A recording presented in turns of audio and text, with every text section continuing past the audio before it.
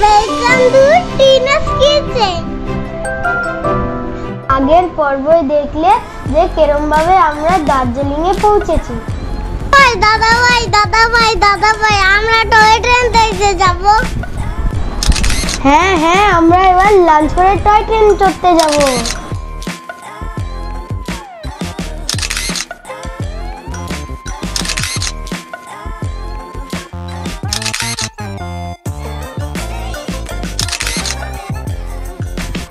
এই যে সবাই মিলে যে ঘুরতে গেলাম, সবাই মিলে ঘুরতে যাওয়ার মজাটাই আলাদা।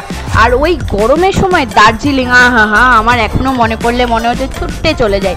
সত্যি গরমের সময় দার্জিলিং এ গিয়ে খুবই শান্তি পেলাম। তাহলে রাত যাক, তাহলে বসে থাকো রাত্রেবেলা। তোমার জায়গা নেই তো।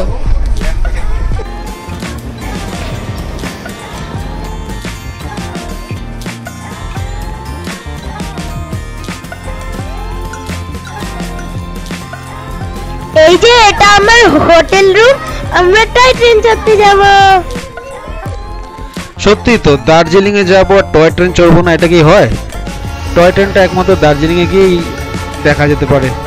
এটা একটা হেরিটেজ ট্রেন, ন্যারো গেজের লাইন হলেও শহরের মধ্যে দিয়ে যেভাবে এঁকে বেঁকে এটা যায় তার মজাটাই আলাদা।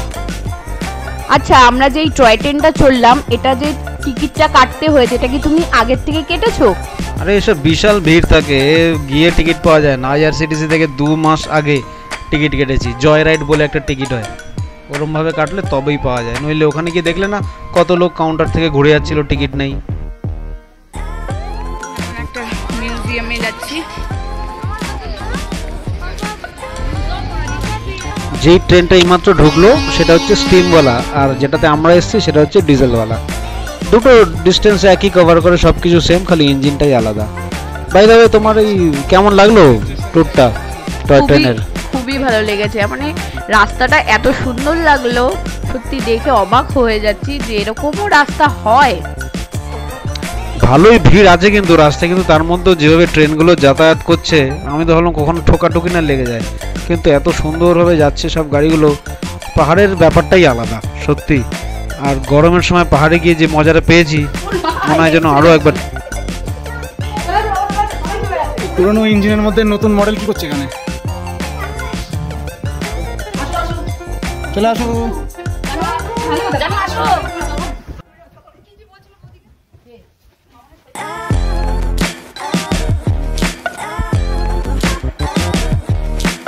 আমি চাদর নিয়েছি গো, কি ঠান্ডা আমি তো ভাবলাম ঠান্ডা পড়বে না। বাবার এই চাদরেও কথা বলছে না, আমার একটা জ্যাকেট কিনতে হবে। মেঘ দেখেছো কিরকম মেঘলা চলে এসছে, একদম মেঘ হঠাৎ করেই। এই যে মুখে ধোয়া বেরোচ্ছে কিন্তু।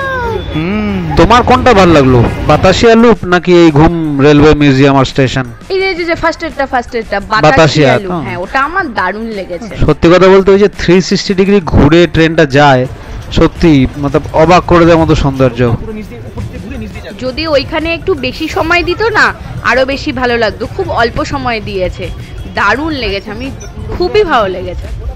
আরে আমরা তো ট্রেনে করে গেছি, তার মধ্যে এটা ইনক্লুডেড ছিল, ওই জন্যই 15-20 মিনিটের টাইম দেয়। তুমি যদি আলাদা করে টিকিট কেটে যাও তুমি যতক্ষণ খুশি থাকতে পারবে, তবে ট্রেনের মধ্যে দিয়ে যাওয়ার মজাটাই আলাদা। বাতাসিয়া লুপের মধ্যে আর অনেক কিছু আছে।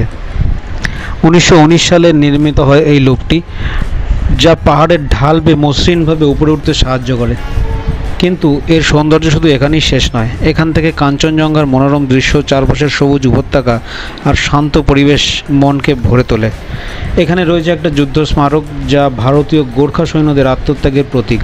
বাতাসিয়া লুপ কেবল একটি দর্শনীয় স্থান নয়, এটি ইতিহাস, প্রকৃতি এবং শান্তির একটা অপূর্ব মিলনস্থল। দার্জিলিংয়ের কথা বলতে গেলে দুটি আইকনিক স্থান হচ্ছে দার্জিলিং হিমালয়ান রেলওয়ে বা টয় ট্রেন এবং ঘুম স্টেশন। এই ঐতিহাসিক টয় ট্রেন, যা ইউনেস্কো ওয়ার্ল্ড হেরিটেজ সাইট, আপনাকে পাহাড়ের আঁকা বাঁকা পথে এক অবিস্মরণীয় যাত্রা করায়। ছোট স্টেশন, চা বাগান আর মেঘে ঢাকা দৃশ্য আপনার মন জয় করবেই।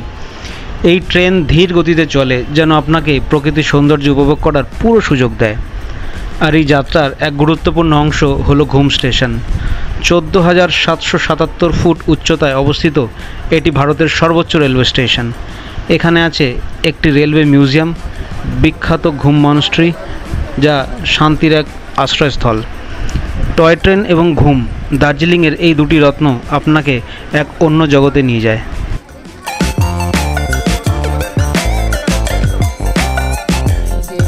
আমাদের রাতে ডিনার চলে এসেছে, প্লেন খাওয়া দাওয়া। আর এটা হলো বায়নাদার ছেলে।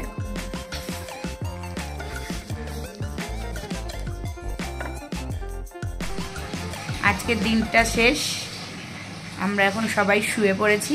এই যে আমার ছোটটা, যে বড়টা ঘুম, ছোটটা এখনো ঘুমায়নি।